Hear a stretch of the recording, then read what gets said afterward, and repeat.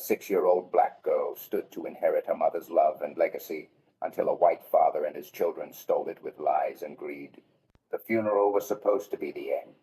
Instead, it was the beginning of a war, a missing page from a will, a crooked lawyer, a family hungry for blood, and at the center of it all, Amara, the daughter they tried to erase. What they didn't know was that the walls had been watching, and the truth was already armed. This isn't a story about inheritance, it's about betrayal, race, and survival. Listen closely, because once you hear the first secret, you'll never guess where this story is going.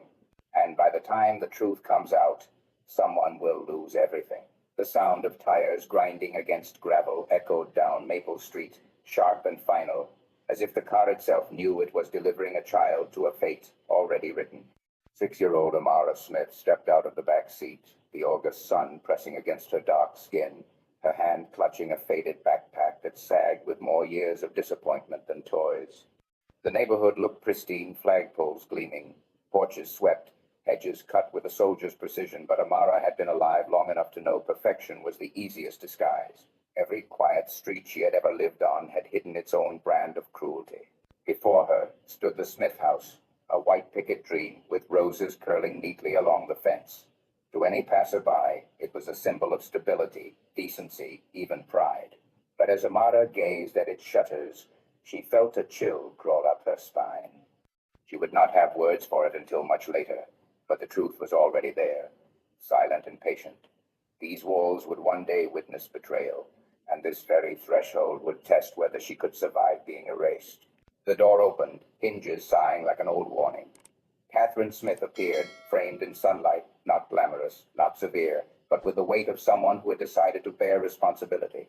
She didn't call Amara's name with false cheer, nor rush forward with staged affection. Instead, she walked calmly down the steps and knelt, her eyes level with the little girl's, as though she knew trust was not something handed but earned. Her voice was low, certain, almost solemn. "You're safe here, Amara. This is your home now." The words struck like lightning in Amara's chest.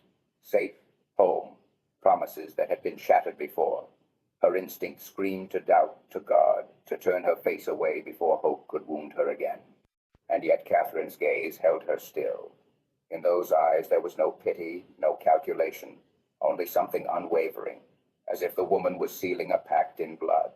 From inside the house drifted the faint laughter of children. To most, it would sound inviting, but to Amara, it rang with the sharp edge of territory she might never be allowed to enter. Along the hallway walls, framed photographs glimmered, smiling faces of children who shared the Smith name, faces that seemed to whisper she would never truly belong among them. Even at 6, Amara understood what those pictures meant. They were not just memories, they were boundaries. She tightened her grip on the backpack strap, then slowly extended her hand. Catherine took it, warm and steady.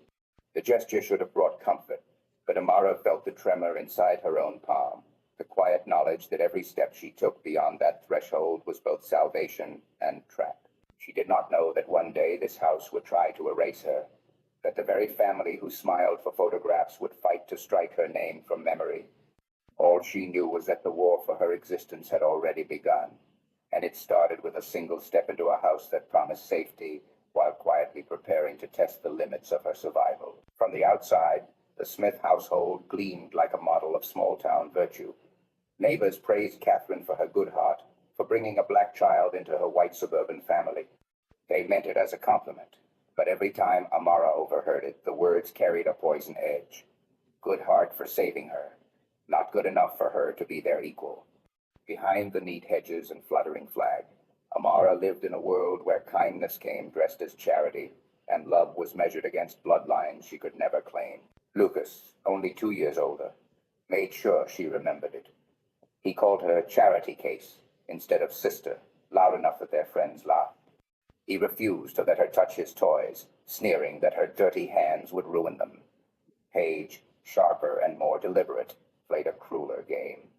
She would lead Amara down the hallway lined with family portraits, pause in front of the smiling photos, and say with a smile too sweet to be kind, "See, you're not in any of these." You never were, and you never will be.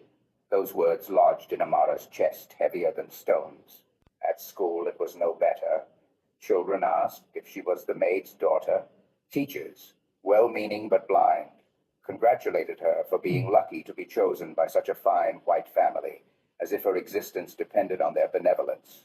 When Amara raised her hand in class, some boys snickered, whispering that she was only there because someone took pity on her. She learned to lower her voice, to sit straighter, to become invisible when the stairs pressed too hard against her skin. And still, Amara fought for a place. She cleaned the living room before anyone asked, scrubbed the floors until her knees burned, and learned to cook meals that won brief nods from Catherine's husband. She studied late into the night, chasing flawless grades as if perfection might buy her the right to be seen.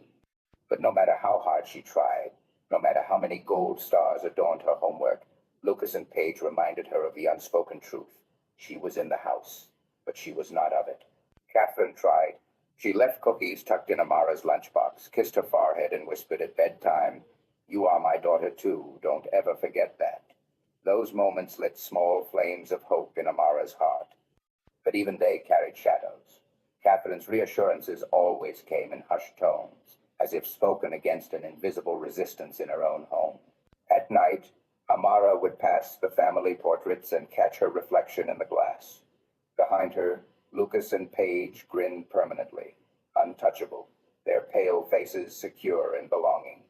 Her own reflection hovered faint, ghost-like, as if it could be wiped away with a single careless hand.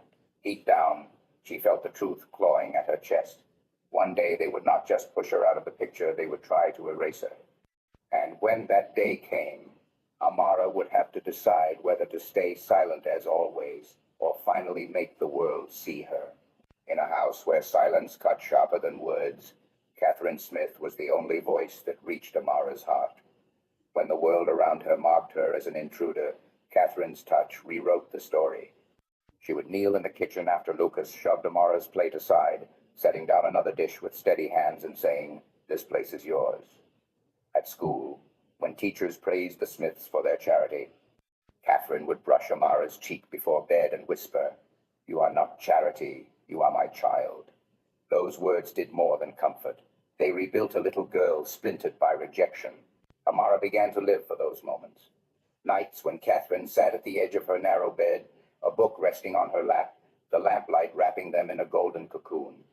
Catherine's voice, low, warm, steady, carried Amara across oceans of loneliness, each story a bridge back to belonging. Some nights, after the last page closed, Catherine lingered, her fingers smoothing the curls from Amara's forehead. In that quiet, Amara allowed herself to believe what she had never dared to before, that love could last, that she was safe, that the word daughter might finally mean her too. But even in tenderness, shadows moved. Catherine's reassurances came like secrets smuggled into the night.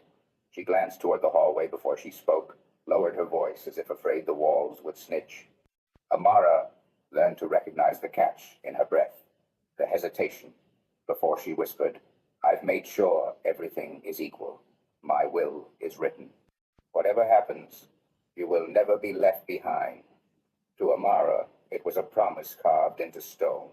To Catherine, it was a shield she prayed would outlast her. The child clung to those promises with all the strength her small hands could hold. She did not care about the house, or the jewelry, or the accounts her siblings whispered about. What she wanted was proof she mattered, that bedtime stories, birthday candles, and tender embraces were not temporary gifts but permanent truths. Catherine gave her that proof, again and again, in the only currency that meant anything, love spoken as certainty. And yet, behind every promise lived a tremor Amara could not ignore. Sometimes Catherine's grip lingered too long, her hand pressing against Amara's as if she feared letting go. Sometimes her voice cracked just slightly, as if the words she spoke were meant to outlast her own breath. Amara didn't understand then, but years later she would remember the weight of those whispers, how they wrapped around her heart like silk, and how they tore like glass when the world tried to prove them false. Because when Catherine's voice was gone, when the house turned cold and the will was read, those soft midnight promises would become the only shield Amara had left, and the blade she would use when the family tried to cut her out entirely. Illness did not announce itself with thunder. It slipped into the Smith house like a shadow under the door, invisible at first, then impossible to escape. Catherine's cough began as a faint disturbance, a sound that could be dismissed with tea and honey. But soon the nights echoed with it, harsh and ragged, each fit leaving her smaller, more fragile, as though the air itself was being stolen from her lungs. To the neighbors she smiled and insisted she was fine. Inside, her eyes betrayed the truth. She was fading. The house grew still around her, but not with grief. Lucas and Paige moved like predators, scenting weakness, their laughter gone, replaced by murmurs sharp as broken glass. Amara overheard them near Catherine's study, their voices low but unmistakable. The house is worth more than $500,000. The jewelry alone could pay for college. They spoke not of Catherine's life, but of her death, as though she were already buried. To them, illness was not a tragedy, it was an opportunity. Amara, still a child but with eyes too old for her years, clung to her mother's side. She read aloud when Catherine's voice faltered, spooned broth to her lips when her hands trembled. At night, when the others slept or pretended not to care, Amara lay awake listening to the sound of Catherine's breath, each one shallow, fragile like glass about to shatter. She prayed silently, as if her small heart could bargain with fate. Take everything else, but leave me this. One evening, as the sun bled out behind the trees, Catherine beckoned Amara close. Her voice was a thread of sound, but its urgency cut through the silence. I don't trust this house anymore, she whispered, her hand trembling in Amara's. Things have been moved. Papers, drawers. Promise me, baby, you'll watch. Promise me you'll protect what matters. Amara's stomach twisted. She wanted to ask who, wanted to name the danger, but Catherine's eyes told her enough. The enemy was not outside the house. It was already within its walls. That night, Amara placed a small camera in the corner of Catherine's study, hidden behind a row of books. The lens was no bigger than a coin, no light to betray its presence, only a silent, unblinking witness. As she taped the wire into place, her hands shook with a weight she couldn't name. She thought she was protecting her mother from nosy neighbors, from distant threats.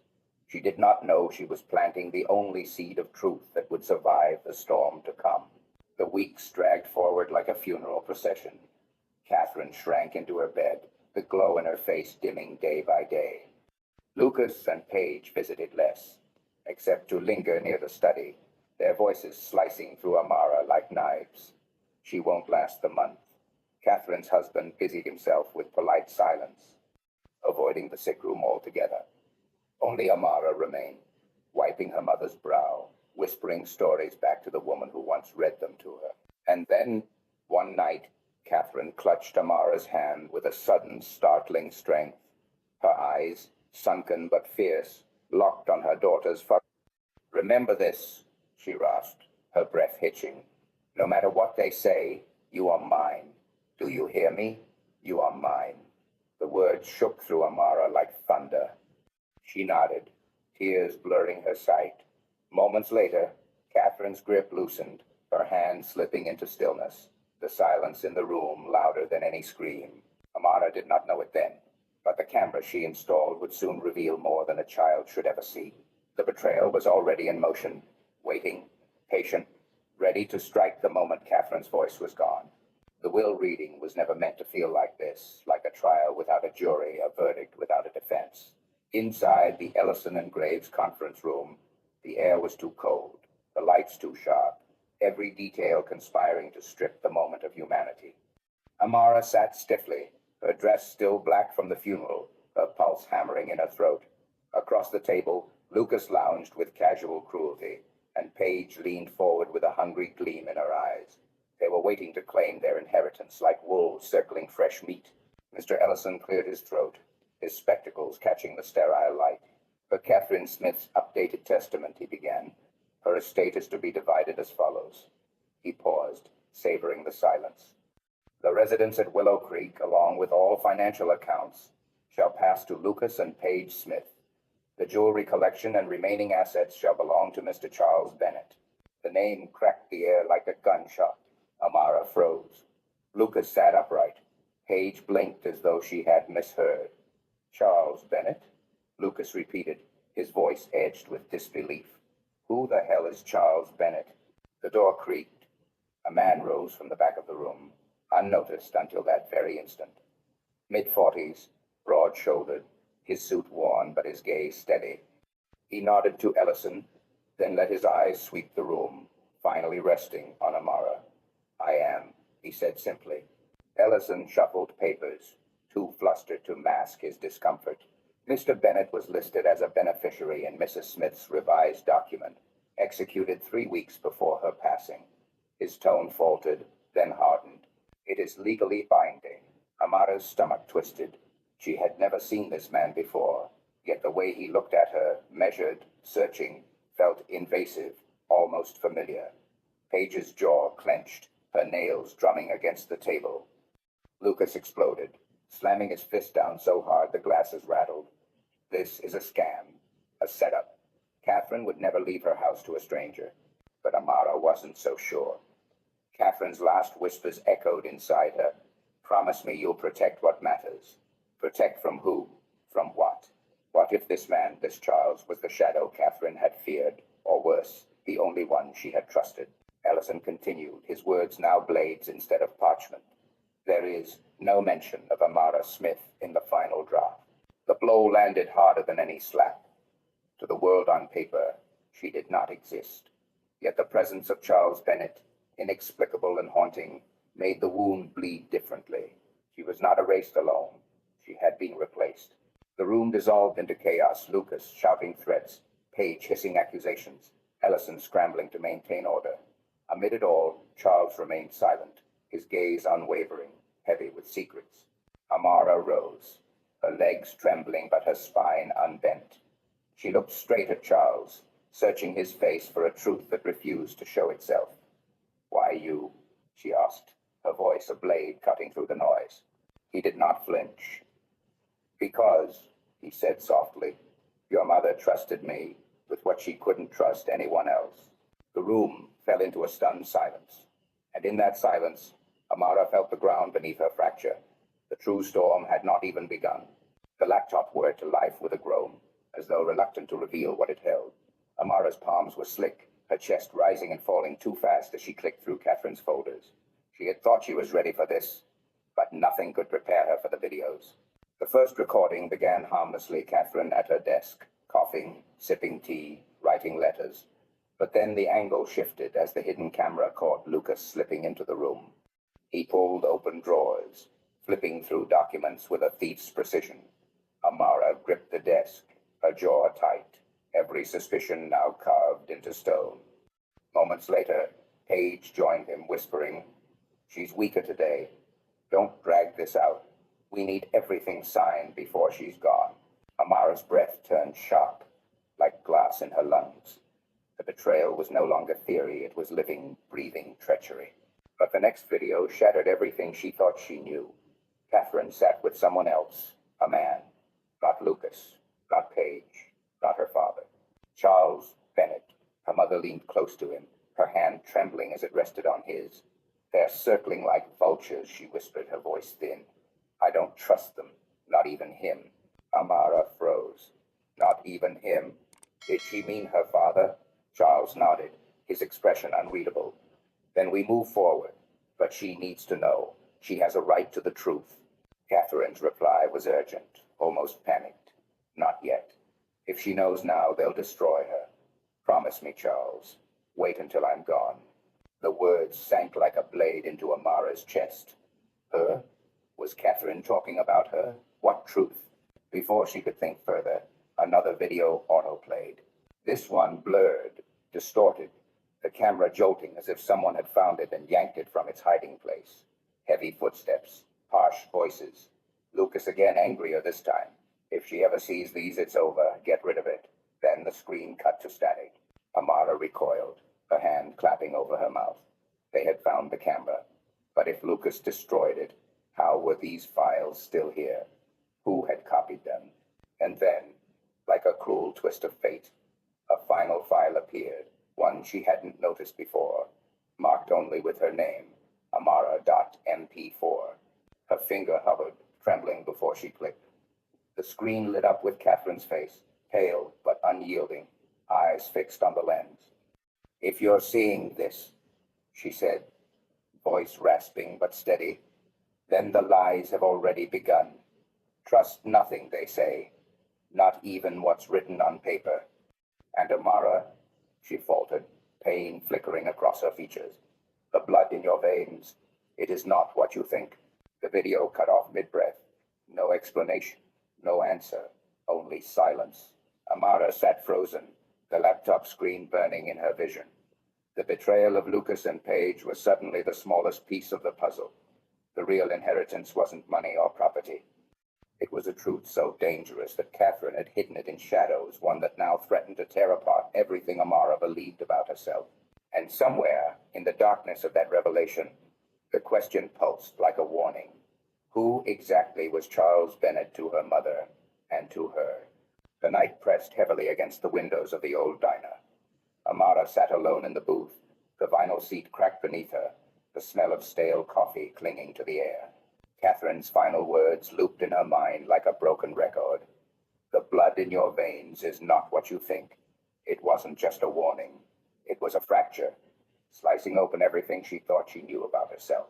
She had agreed to meet Charles Bennett, though every instinct told her not to. He was late. Too late. The clock over the counter ticked with exaggerated slowness, each minute a blade scraping across her nerves. Then the bell over the door jingled, but it wasn't Charles who entered. It was a woman, middle-aged, sharp-featured, eyes darting around the diner before they landed on Amara. She approached with the caution of someone who had rehearsed this moment 100 times. Sliding into the booth across from her, she spoke in a hushed voice. You don't know me, but I knew your mother. She trusted me once. Amara stiffened. Who are you? The woman's lips pressed tight, as if the name itself was dangerous.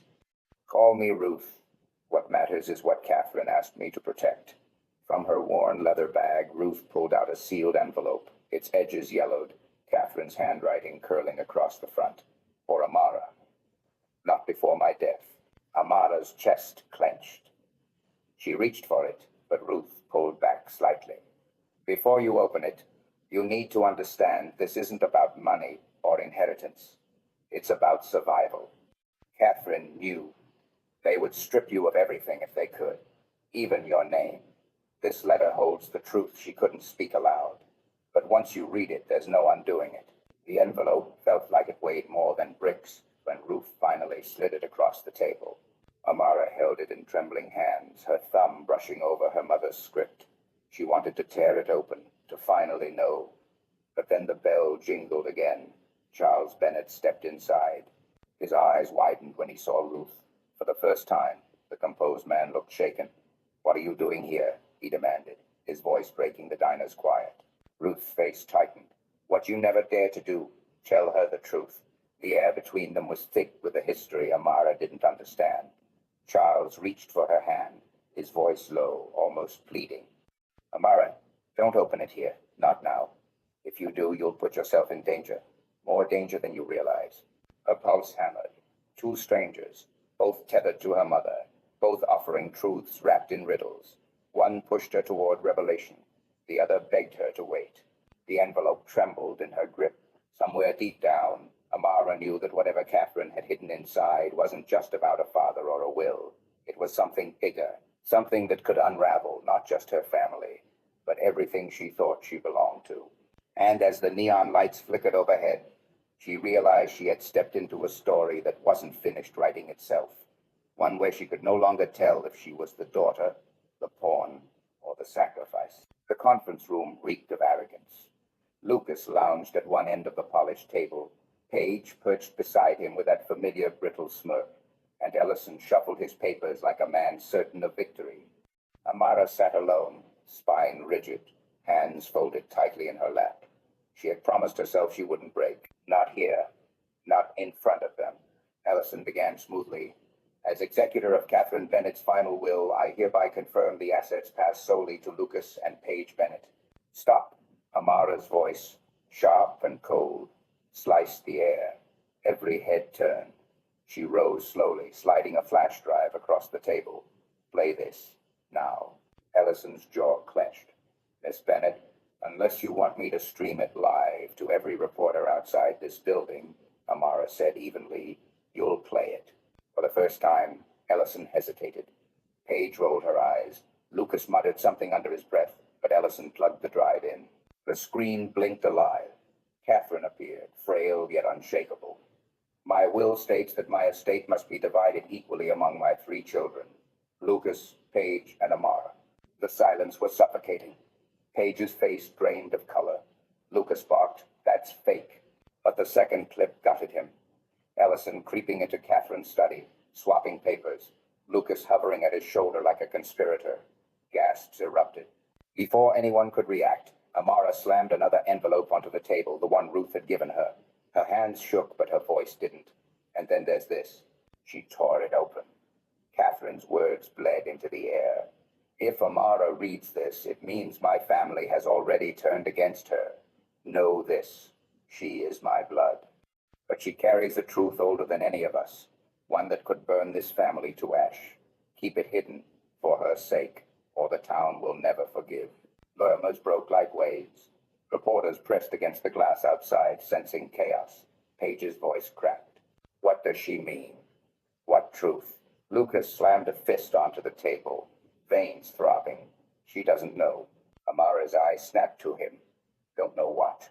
He froze. His face twisted, caught between fury and fear. And for once, Lucas, the eternal tormentor, looked cornered. Paige stared at him as if she were seeing her brother for the first time. You knew? She whispered. Before Lucas could answer, the doors burst open. 2 officers strode in, moving straight to Ellison. But Ellison didn't fight. Instead, he turned toward Amara, his lips curling into a smile that was almost pity. You think you've won, he said as the cuffs snapped shut. But child, you've only unlocked the first door. Catherine never told you the whole story. Ask Charles. He knows. The name dropped like a stone in water. The room went dead silent. Amara's heart slammed against her ribs. Her mother's voice, Lucas's terror, Ellison's smirk, all braided into one unbearable truth. The will was only the beginning. Whatever Catherine had hidden, it wasn't just a secret. It was a fuse, and Amara had just lit it in front of everyone. The courtroom smelled of sweat and old wood, a place where reputations came to rot. Lucas sat with his chin high, Paige clutching her pearls like they could shield her. Richard Bennett, the man Amara had called father, rigid in his tailored suit, knuckles white against the armrest. They looked like royalty on trial, stripped bare under the fluorescent lights. Amara stood in the center, no lawyer at her side, just her voice, and she wielded it like a blade. You all told me I was nothing, she said, her eyes burning into Richard. That I was charity, a project, a stranger in my own house. You fed me pancakes on Sundays and called it love, then reminded me at every turn I wasn't one of you. But you knew the whole damn time. The gallery murmured, a tide of whispers swelling. Charles Bennett rose slowly from the witness chair. His face was ashen, his voice gravelly. The truth is this. Catherine fought to keep Amara safe because you. He turned, pointing a trembling finger at the patriarch. You couldn't bear the shame of raising a black man's child in your spotless white family. The words hit like gunfire. Richard flinched, his jaw tightening, but said nothing. Amara's voice sharpened. Say it, out loud. Tell this room why you erased me. Richard's lips parted, cracked, then shut again. His silence was louder than any confession. Lucas slammed a fist onto the table. Because you don't belong. Because you never belonged. His voice broke, rage crumbling into something uglier. Every time you walked into a room, people looked at us different, like we weren't pure anymore. You ruined this family's name the second you walked in that door.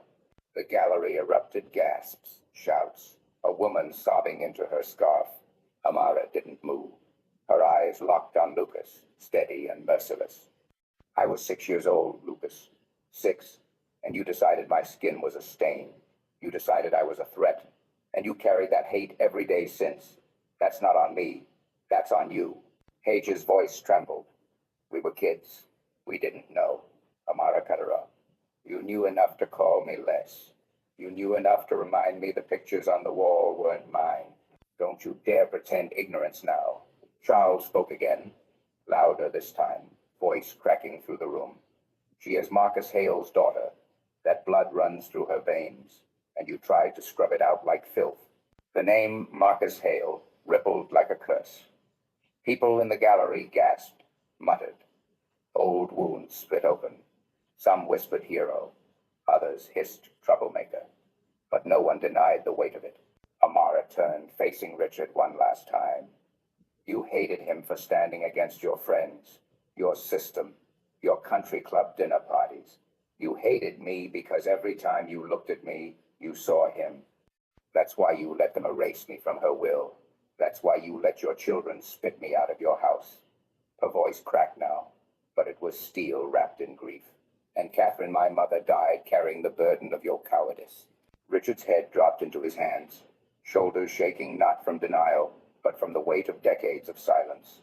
Lucas stared at the floor, chest heaving. Paige sobbed openly. The judge banged the gavel for order, but order was gone. The pennants were broken, exposed before the whole town. Amara stood taller, her voice ringing across the chaos. You tried to erase me, but you're the ones who will spend the rest of your lives erased by shame, by regret, by the truth you couldn't bury. The silence after was deafening. The Bennett Empire had crumbled. Their mansion on Willow Lane stood hollow, its once white fence chipped and gray, its windows staring out like empty eyes. The family name, once polished and paraded, now carried the stench of scandal, greed, and cowardice. Lucas and Paige had vanished from the public eye. Richard Bennett wandered in shame like a ghost of his former self, and Ellison sat behind bars. His empire of deceit turned to rubble. But Amara stood tall. She did not return to the mansion that had never felt like home.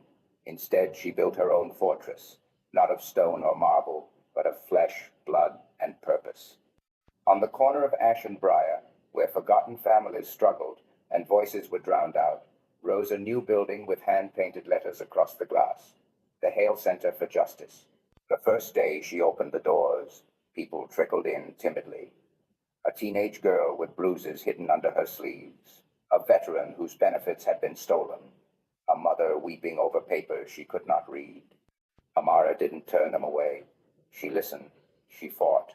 She gave them back what had been stolen, not just money or rights, but dignity. Word spread.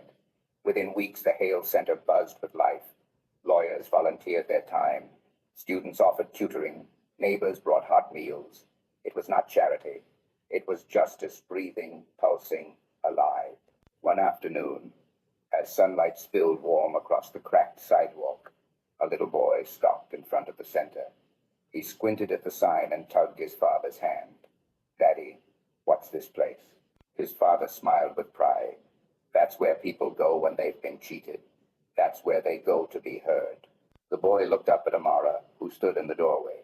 For a second, their eyes met, and she saw herself reflected in his innocence, the same doubt she once carried. Do I belong?